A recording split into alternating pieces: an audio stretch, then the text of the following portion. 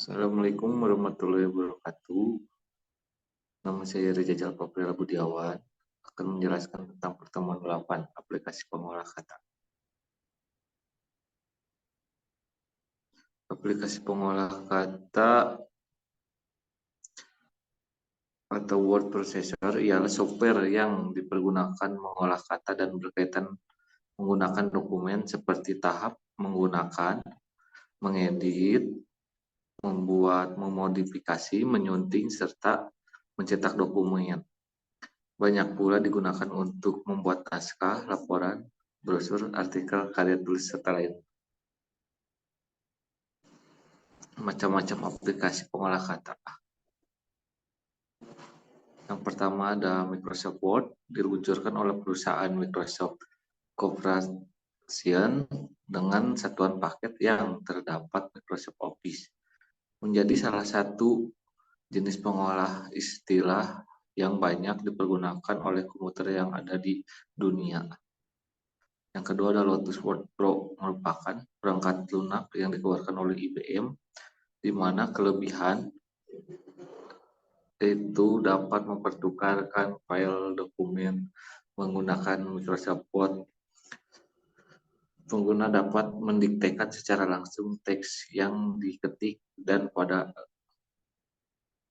dilengkapi fasilitas pengguna yang berhubungan menggunakan internet, kemampuan membuat file HTML.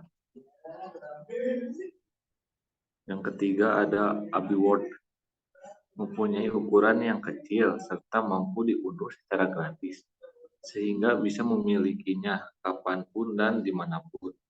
ABI Word pula memiliki hidangan bar yang hampir mirip seperti Microsoft Word, sehingga akan lebih familiar ketika menggunakannya. Yang keempat ada Star Office Writer, merupakan aplikasi multi-platform yang dapat dipergunakan pada sistem operasi Windows. Star Office Writer juga terbilang mirip dengan aplikasi pengolah istilah yang bernama Microsoft Word, tetapi memiliki perbedaan yang terletak pada ekstensi file serta menggunakan .odt sebagai ekstensi file. Pengenalan aplikasi pengolah kata.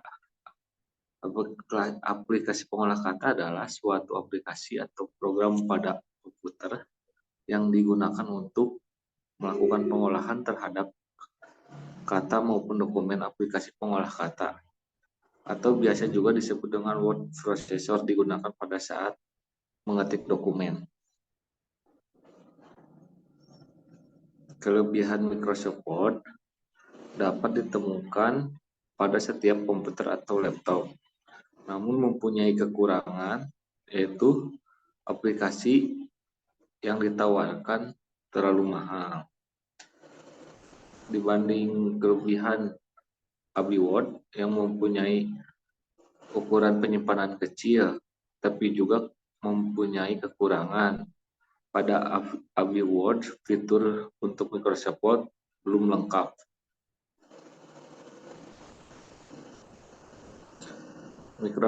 Microsoft Word merupakan bagian dari paket aplikasi Microsoft Office. Jadi aplikasi Microsoft Office di dalamnya termasuk aplikasi Microsoft Word. Word memiliki konsep atau what you see is what you get. Artinya apa yang kamu lihat adalah apa yang kamu dapatkan. Jika apa yang kalian lihat pada lembar kerja Microsoft Word setelah di print juga itu akan tercetak seperti yang kalian lihat kemudian.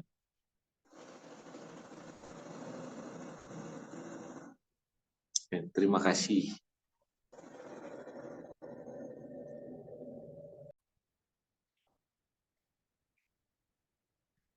Assalamualaikum warahmatullahi wabarakatuh. Perkenalkan, nama saya Muhammad Fahrija Putra dengan NIM 3411221154. Ingin dan akan mempresentasikan materi pertemuan 9, yaitu tentang aplikasi pengolah angka, gambar, dan video.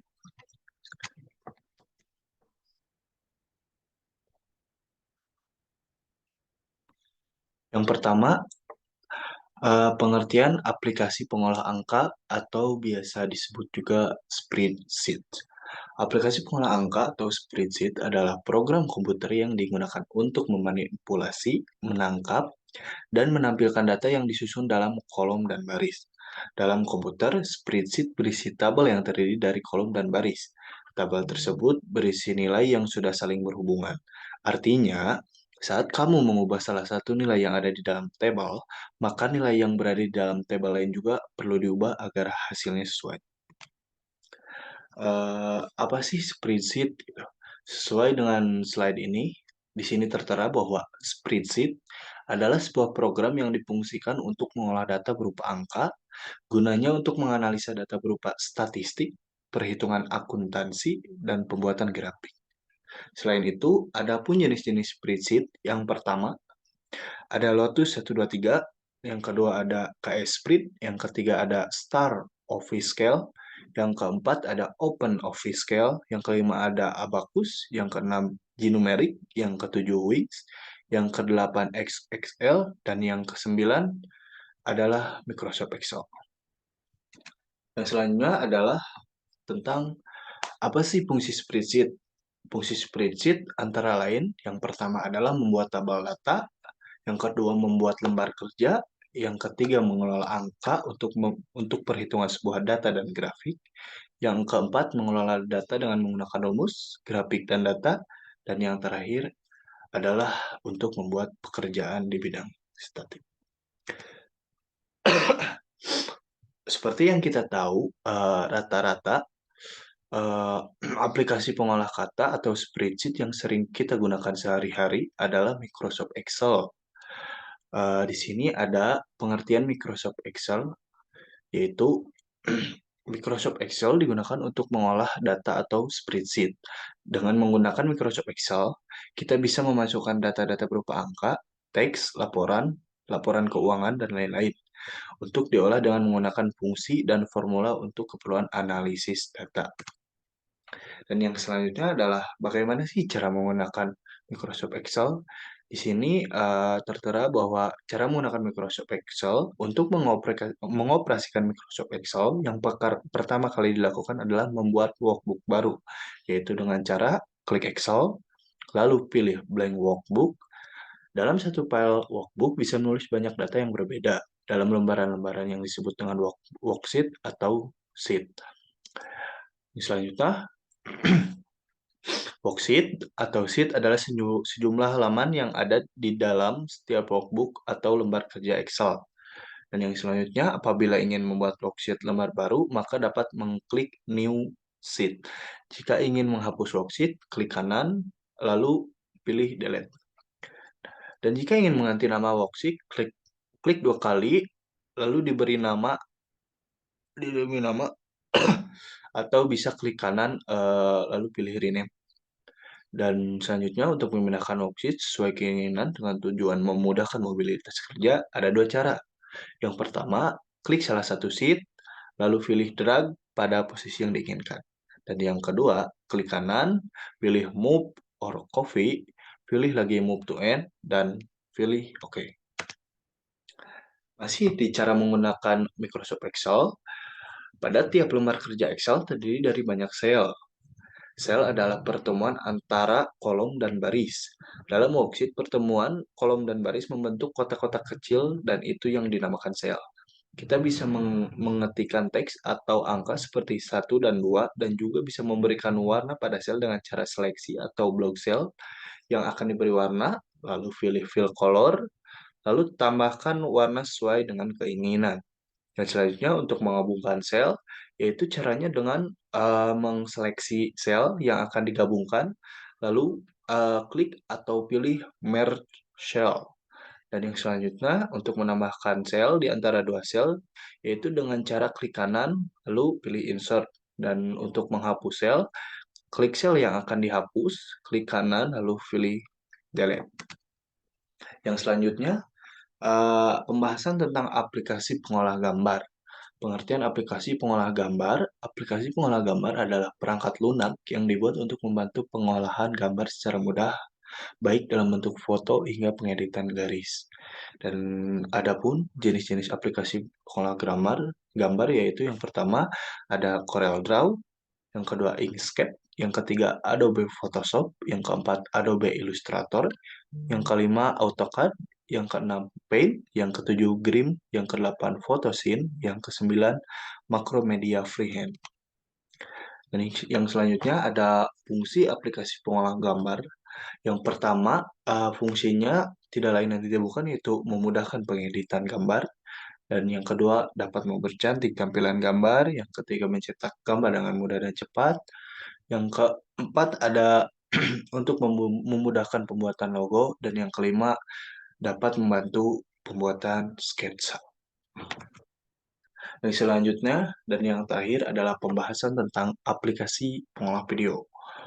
Pengertian aplikasi pengolah video adalah teknologi untuk menangkap, merekam, memproses, mentransmisikan, dan menata ulang gambar bergerak.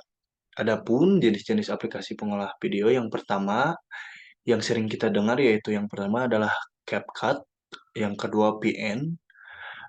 CapCut dan VN adalah aplikasi pengolah video yang sering kita pakai biasanya di Android ataupun di iOS, di handphone. Dan yang ketiga ada Windows Movie Maker, biasanya itu dipakai di PC. Dan yang keempat, VirtualDub. Yang kelima, Avidemux. Yang keenam, Hit Film Express. Yang ketujuh, OpenShoot. Dan yang kedelapan, Shortcut. Yang selanjutnya ada fungsi aplikasi pengolah video. Yang pertama, menyambungkan video. Yang kedua, menambahkan teks. Yang ketiga, menghilangkan audio pada video. Yang keempat, ada memberi efek, semisal transisi. Yang kelima, menyisipkan objek lain pada video. Selain itu, banyak fungsi lain pada pengolah video. Mungkin sekian materi yang dapat saya sampaikan pada pertemuan 9, yaitu tentang aplikasi pengolah angka, gambar, dan video. Kurang lebihnya mohon dimaafkan karena saya pun masih tahap belajar. Wabillahi taufiq wal hidayah. Wassalamualaikum warahmatullahi wabarakatuh.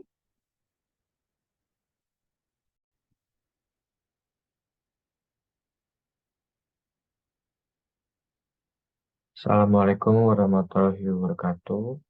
Saya Aditya Bagus Pratikno dengan NIM 3411221159. Di sini saya akan sedikit mempresentasikan materi dari pertemuan 12 dan 13. Di sini yang kita akan bahas yaitu yang pertama internet, yang kedua web browser, yang ketiga email, yang keempat Google Drive, dan yang kelima cloud storage. Yang pertama internet. Internet itu sendiri merupakan jaringan komputer yang dibentuk oleh Departemen Pertahanan Amerika Serikat pada tahun 1969 melalui proyek lembaga ARPA yang mengembangkan jaringan yang namanya ARPANET. Ada sistem telegram yang dimana itu sebagai penghubung sistem internet yang muncul pada abad ke-19. Teknologi ini fungsinya mengirim data melalui media elektromagnetik seperti radio atau kabel, namun terbatas karena hanya mampu menghubungkan dua buah perangkat. Lalu ada media transmisi data atau informasi perkembangannya dan jangkauannya lebih luas dan kecepatannya yang meningkat. Namun kesulitannya masih terjadi karena dua buah alat komunikasi harus terjadi secara fisik. Sistem ini sangat tidak aman karena mudah diputus jika terjadi peperangan. Namun seiring berjalannya waktu, internet semakin berkembang setelah diluncurkan standar protokol TCP atau IP. Dan pada tahun 1993, setiap sistem komputer harus memiliki alamat IP atau nama domain berupa simbol numerik atau format tertentu sebagai tanda pengenal. Kemudian cara kerja internet. Bagaimana bisa internet jaringannya mencapai dari pusat data sinyal dikirim ke satelit melalui antena. Dan kemudian dari satelit sinyal dapat dikirim ke ponsel kita melalui antena lain. Di fungsi SSD yaitu sebagai jaringan server eternal. Cara transfer data yang tersimpan di pusat data, khususnya ke perangkat kita melalui kabel jaringan serat optik, menentukan alamat IP. Setiap perangkat yang terhubung ke komputer, baik itu server maupun ponsel, diidentifikasi. Dengan alamat IP yang kita punya dapat bermanfaat untuk mengakses situs web apapun hanya dengan mengetahui alamat server. Yang kedua, web browser. Pengertian web browser adalah salah satu jenis perangkat lunak atau software yang pada umumnya digunakan dan dimanfaatkan untuk membuat suatu halaman situs internet. Browser juga disebut dengan software yang berfungsi sebagai penerima, pengakses, dan penyaji berbagai informasi di internet.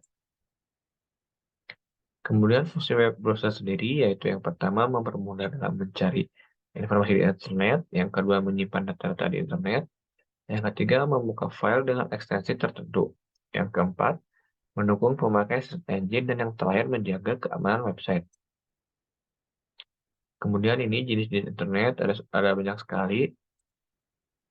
Kita lanjut, yang ketiga email.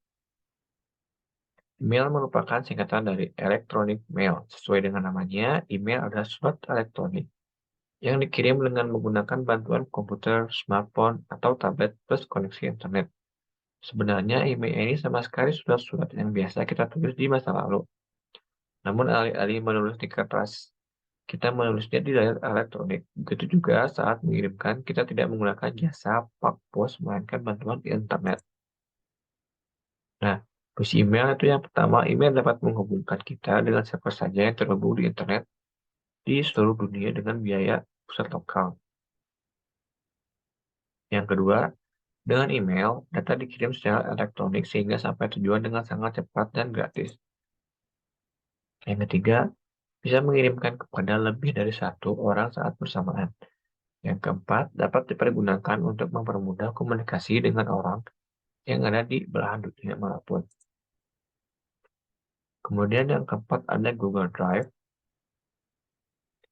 Google Drive merupakan media penyimpanan online atau cloud storage milik Google yang meluncur pada 24 April 2012. Google Drive menjadi salah satu cloud storage yang menyediakan ruang penyimpanan hingga 15 GB secara gratis, paling besar ketimbang layanan cloud lainnya. Dengan adanya Google Drive, pengguna bisa menggunakannya untuk berbagai hal seperti backup data, upload file, manage file, sinkronasi dengan perangkat, dan lainnya. Kemudian fungsi Google Drive yang pertama mengurangi penggunaan memori, yang kedua akses data lebih cepat dan efisien, yang ketiga sinkronisasi dokumen otomatis, yang keempat sinkronisasi perangkat Android, dan yang terakhir berbagi data lebih mudah. Kemudian yang terakhir cloud storage. Cloud storage adalah media penyimpanan yang berbasis online atau digital. Karena itu ketika kamu ingin mengakses penyimpanan yang satu ini serta data dalamnya, kamu harus terhubung dengan internet. Penyimpanan ini umumnya bisa digunakan secara gratis atau berbayar tergantung pada kebutuhan penggunanya.